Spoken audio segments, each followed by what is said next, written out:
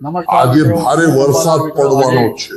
છેલ્લા 24 કલાક દરમિયાન દક્ષિણ ગુજરાતના વિસ્તારોમાં મેઘરાજાએ ધમાકેદાર બેટિંગ કરી છે અને અનેક જગ્યાઓએ પાણી ભરાવાની સ્થિતિ જોવા મળી રહી છે.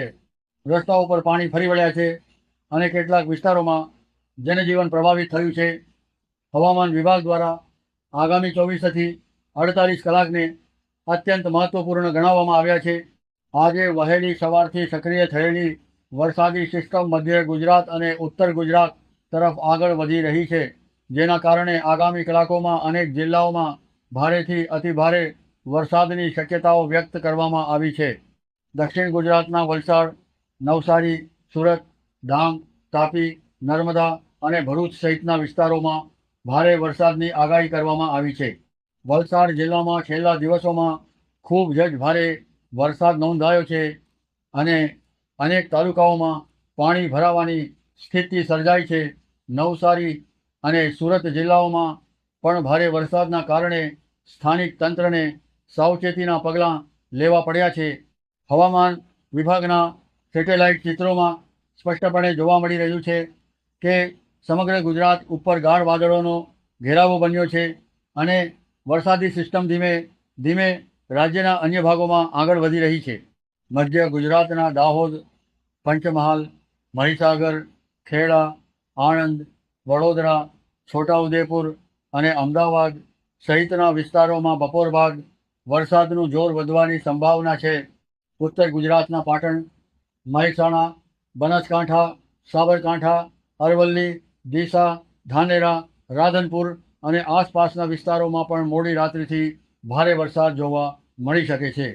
કચ્છના વિસ્તારોમાં હાલમાં વરસાદનું પ્રમાણ ઓછું રહેવાની સંભાવના છે, પરંતુ આગામી દિવસોમાં ત્યાં પણ વરસાદનું જોર વધી શકે છે. સૌરાષ્ટ્રના મોરબી, સુરેન્દ્રનગર, બોટાદ અને ભાવનગર જેવા જિલ્લાઓમાં પણ ભારે વરસાદની શક્યતા વ્યક્ત કરવામાં આવી છે, જ્યારે અમરેલી, જૂનાગઢ, ગીર સોમનાથ, દ્વારકા અને પોરબંદર જેવા વિસ્તારોમાં છૂટાછવાયા ઝાપટાં પડી શકે છે. હવામાન વિભાગ દ્વારા રેડ એલર્ટ અને ઓરેન્જ એલર્ટ જાહેર કરવામાં આવેલા વિસ્તારોના લોકોએ ખાસ સાવચેત રહેવાની જરૂર છે. કામ વગર ઘરની બહાર ન નીકળવાની અને સ્થાનિક તંત્રની સૂચનાઓનું પાલન કરવાની અપીલ કરવામાં આવી છે. નીચાણવાળા વિસ્તારોમાં રહેતા લોકોએ ખાસ સાવચેતી રાખવી અને કિંમતી સામાનને સુરક્ષિત સ્થળે રાખવો જોઈએ. ભારે વરસાદ સાથે ગાજવીજ અને વીજળી પડવાની પણ શક્યતા હોવાથી ખુલ્લા મેદાનોમાં જવાનું ટાળવું જોઈએ. વરસાદી સિસ્ટમ હજુ પણ સક્રિય હોવાથી આગામી કેટલાક કલાકો દરમિયાન વરસાદનું જોર વધુ વધી શકે છે.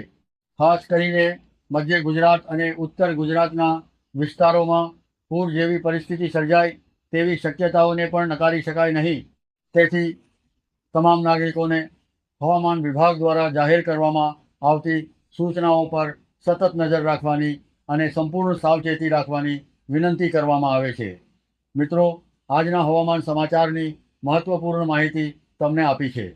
જો તમને આ માહિતી ઉપયોગી લાગી હોય તો આ વિડીયોને લાઈક કરવાનું ભૂલતા નહીં અને તમારા મિત્રો તથા પરિવારજનો સાથે જરૂર શેર કરજો. હવામાનના આવા જ તાજા અને સચોટ સમાચાર દરરોજ મેળવવા માટે અમારી ચેનલને અત્યારે જ સબસ્ક્રાઈબ કરી દેજો અને બેલ આઇકોન દબાવી દેજો, જેથી દરેક નવી અપડેટ સૌથી પહેલાં તમને મળી રહે. ધન્યવાદ. જય માતાજી, જય હિન્દ, જય ભારત.